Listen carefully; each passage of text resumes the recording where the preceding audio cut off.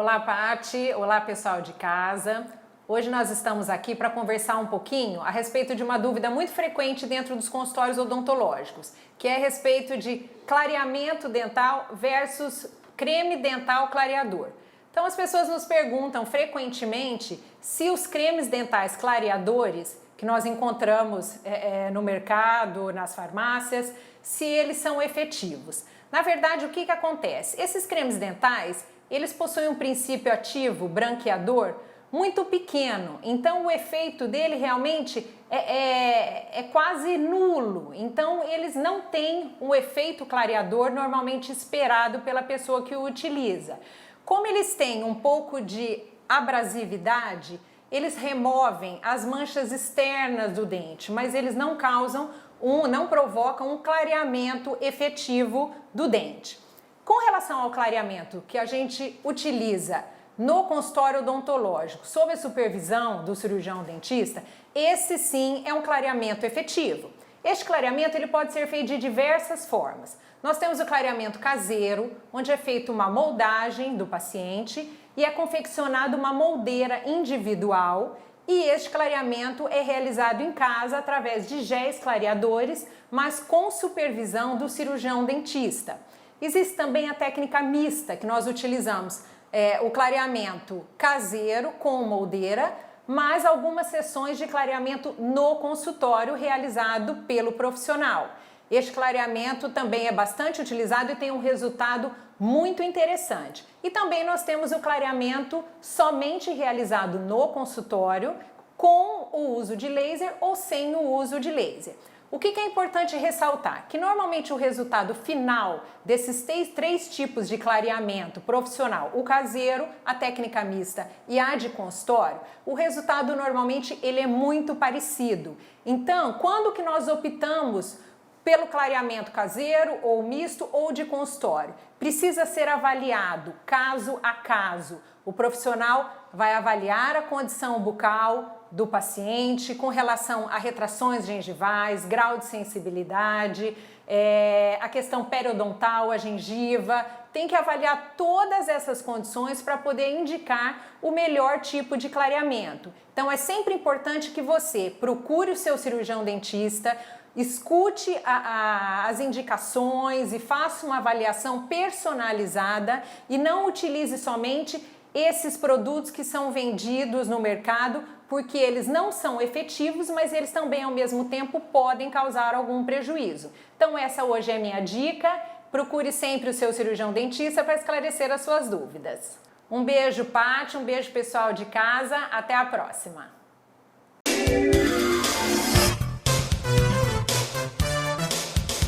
Olá, Paty, olá pessoal de casa, estamos aqui novamente para conversar um pouquinho com vocês a respeito dos cuidados odontológicos nas diferentes fases da vida.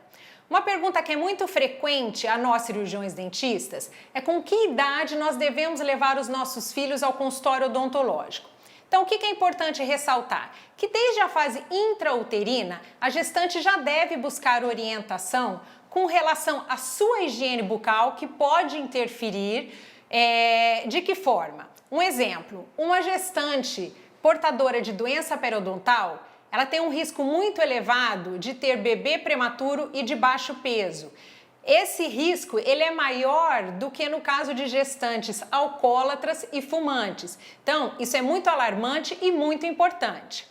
Depois, com o nascimento do bebê, a orientação às mães com relação ao uso de mamadeiras adoçadas, com relação ao uso de chupeta, tudo isso já tem que ser passado para a mãe na fase de bebê. Depois nós temos a fase quando começam as erupções de dente. O odontopediatra é o profissional indicado para cuidar da criança desde bebê até os 12 anos de idade. Depois, na puberdade, na adolescência, nós temos os odontoebiatras que cuidam desses pacientes nessa faixa etária. Nessa faixa etária, nós temos algumas alterações hormonais que podem interferir principalmente na saúde gengival. E a questão da higienização, que às vezes ela é um pouco negligenciada nessa idade. Depois, na idade adulta, nós temos as gestantes, nós temos as mulheres na fase de climatério que sofrem algumas alterações, como xerostomia, que é a diminuição da salivação. Nós temos pacientes normalmente que apresentam algumas doenças sistêmicas, algumas alterações como diabetes, como hipertensão, como cardiopatia, que podem interferir na saúde bucal. E nós temos os idosos que também requerem um cuidado especial que os odontogeriatras cuidam normalmente dos pacientes nessa faixa etária.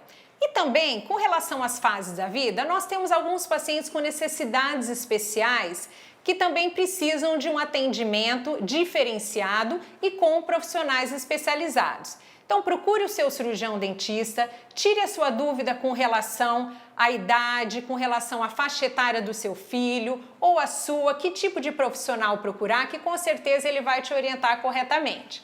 Então, a minha dica de hoje é essa. Um beijo para todos, até a próxima.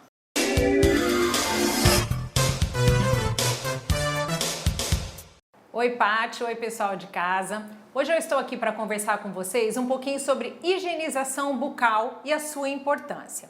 O que nós precisamos orientar os nossos pacientes? A maioria dos problemas odontológicos são causados por má higienização ou por problemas na técnica de higienização. Então é muito importante que o cirurgião dentista oriente o seu paciente como deve ser realizada essa higienização. Então, eu vou orientá-los com relação ao uso do fio e com relação ao uso da escova. O fio dental, o importante é que ele seja enrolado nos dedos médios. Para quê? Nós precisamos dos indicadores e dos polegares para trabalhar com o fio dental próximo ao dente. Então, normalmente, nós entramos com o fio entre os dentes, até onde a nossa gengiva permitir. Nós temos um colar de gengiva ao redor dos dentes, que é o suco gengival ou gengiva livre, que é importante que a higienização ocorra dentro deste suco. Com o fio nesta posição, nós abraçamos o dente e fazemos um movimento de vai e vem, como se nós estivéssemos lustrando o nosso dente. Já estamos nessa posição, colocamos no dente vizinho e fazemos o mesmo movimento. O dedo que está segurando dentro, ele solta o fio dental e esse fio é puxado para fora. Nós precisamos evitar que o fio seja removido para cima ou para baixo no superior. O fio, ele é utilizado na proximal ou no meio de todos os dentes em toda a arcada. Após o uso do fio dental, nós utilizamos a escova. Como falamos anteriormente, quantidade de pasta pequena, não é necessário grande quantidade, e o fio ele tem que ser, a escova ela tem que ser posicionada num ângulo de 45 graus em relação ao dente e à gengiva. Movimento curtos e vibratórios, não podemos aplicar força excessiva na escovação. Por quê? Porque gengiva traumatizada, ela sofre retração. Então, é muito importante se policiar com relação à força durante a escovação. Este movimento, ele vem neste sentido, na volta toda da arcada dentária. Por dentro, nós fazemos a mesma posição. Cerda da escova, direcionada em direção à gengiva, movimentos curtos e vibratórios até a região de canino. De canino a canino, a escova não cabe deitada, nós utilizamos a escova em pé. A escova é colocada nesta posição, na vertical, e nós limpamos dente a dente até canino. Aqui ela deita novamente e vai até a região posterior.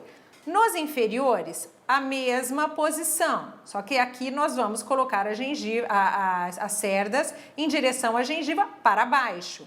Movimento curto e vibratório, a volta toda. Por dentro, a mesma coisa, sempre se lembrando que região de canino a canino, escova na vertical, dente a dente. Essa região posterior, pelo lado de dentro, é muito importante A língua nesta área ela atrapalha um pouco, ela é um músculo bastante forte e ela empurra a escova caso a gente não preste atenção durante a escovação. Então a língua ela tem que ser empurrada, a escova posicionada até no último molar e a escova vem fazendo o mesmo movimento dos dois lados. Importante também a higienização na região mastigatória ou na região oclusal dos dentes. Escova nesta posição, movimento de vai e vem. Nesta área nós podemos aplicar um pouco mais de força porque nós não temos tecido mole ou gengiva para ser traumatizado. Após esta higienização, a região posterior dos nossos últimos molares, elas também precisam ser higienizadas. A escova precisa ser colocada na vertical, a ponta da escova, atrás do último molar e é realizado este movimento, tanto nos inferiores quanto nos superiores. Após o término da higienização dos dentes, a língua também precisa ser higienizada. Após a escovação, nós passamos a escova ou no movimento de vai e vem ou de dentro para fora, no dorso da língua, onde ocorre o acúmulo de bactéria e de resíduos alimentares. Essa é a minha dica para hoje. Um beijo, Paty, um beijo para todos. Até a próxima.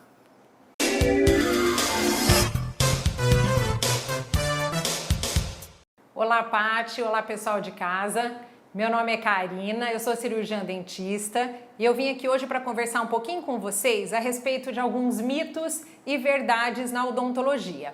As dúvidas são muito frequentes. Dentro dos nossos consultórios odontológicos, nós ouvimos diariamente algumas questões, alguns receios, alguns medos que as pessoas têm com relação à questão odontológica. Uma delas é, com o envelhecer, perder o dente é uma coisa natural? Então isso é um mito. Não é natural a perda dos dentes. A pessoa que faz o acompanhamento frequente nos consultórios odontológicos, que fazem o trabalho preventivo e curativo, que frequentam, que vão ao seu dentista regularmente a cada 6 meses, elas não vão perder os dentes. As perdas dos dentes, elas são em decorrência de cáries, em decorrência de fraturas, em decorrência de doença periodontal, que tudo isso pode ser prevenido com a visita regular ao cirurgião dentista.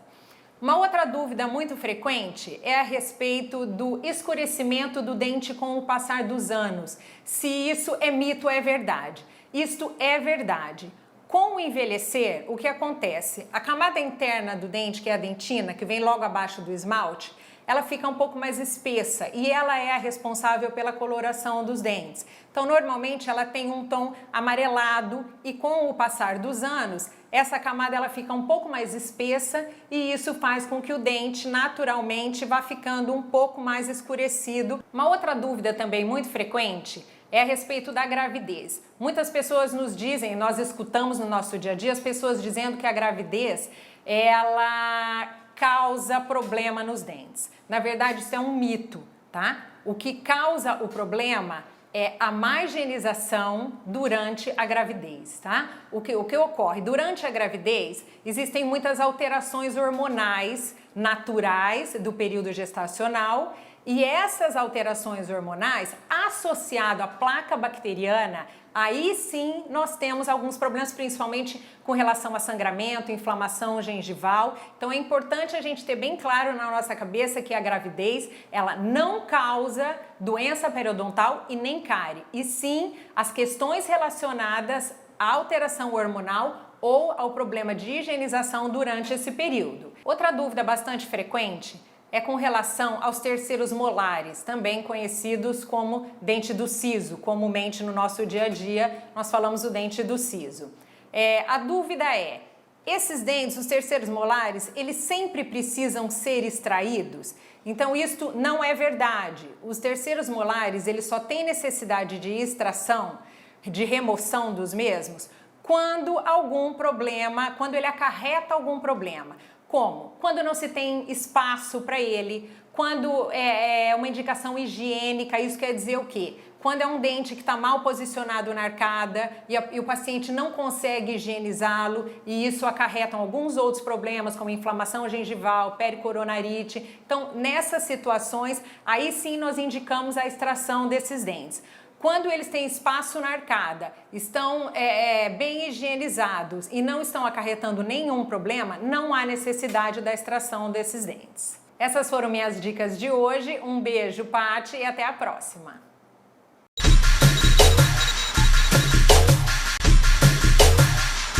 Olá, Paty! Olá, pessoal de casa! Estamos aqui novamente para falar sobre prevenção na odontologia. O que é importante ressaltarmos com relação à parte preventiva? Óbvio que a visita regular ao cirurgião dentista é uma parte muito interessante no nosso dia a dia. Quando que nós necessitamos ir ao dentista? Somente quando nós temos dor, quando nós temos algum sintoma ou algum sinal de que alguma coisa não vai bem na nossa saúde bucal? Não, nós precisamos procurar o cirurgião dentista a cada 6 meses para fazer a manutenção e a prevenção odontológica. Em alguns casos específicos, no caso de pacientes que apresentam doenças periodontais mais sérias, essa frequência ela é um pouco reduzida. Normalmente, trimestralmente, é necessária a visita ao periodontista. A prevenção ela é muito importante em todas as faixas etárias. Então, desde a criança, o bebê, o adolescente, o adulto, o idoso, todos precisam passar pelo cirurgião dentista para fazer a prevenção. Além da visita regular ao cirurgião dentista, é muito importante que a manutenção também seja feita no nosso dia a dia com as técnicas corretas de higienização e cuidando bastante também da nossa alimentação, evitando excesso de açúcar, refrigerantes, que podem ser bastante prejudicial para a nossa saúde bucal. Então essa é a nossa dica de hoje. Um beijo, Paty, um beijo para todos, até a próxima!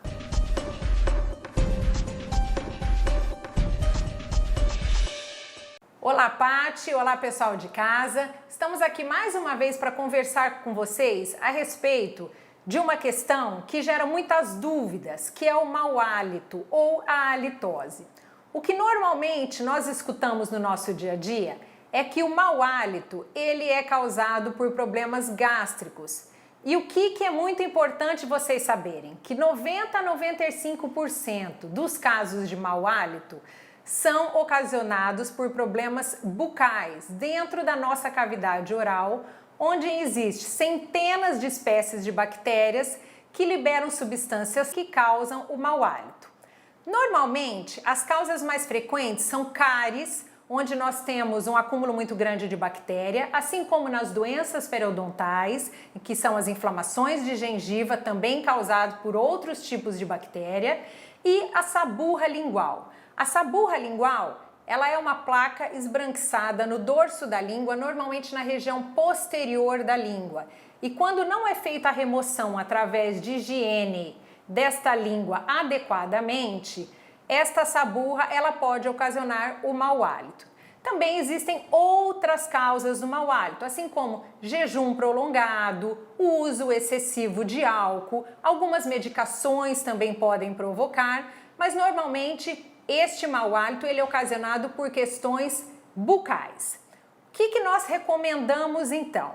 Normalmente o cirurgião dentista é o responsável por fazer a avaliação e diagnosticar a causa deste mau hálito. Através deste diagnóstico é que nós vamos planejar o tratamento, que normalmente envolve troca de restaurações, prevenção, profilaxias, raspagem de tártaro, trocas de próteses mal adaptadas. Esses são os trabalhos que normalmente nós realizamos nos consultórios, juntamente com uma boa higienização bucal no nosso dia a dia e que normalmente nós conseguimos resolver os problemas de hálito que são mais frequentes. Essa é a dica nossa de hoje. Um beijo para vocês e até a próxima!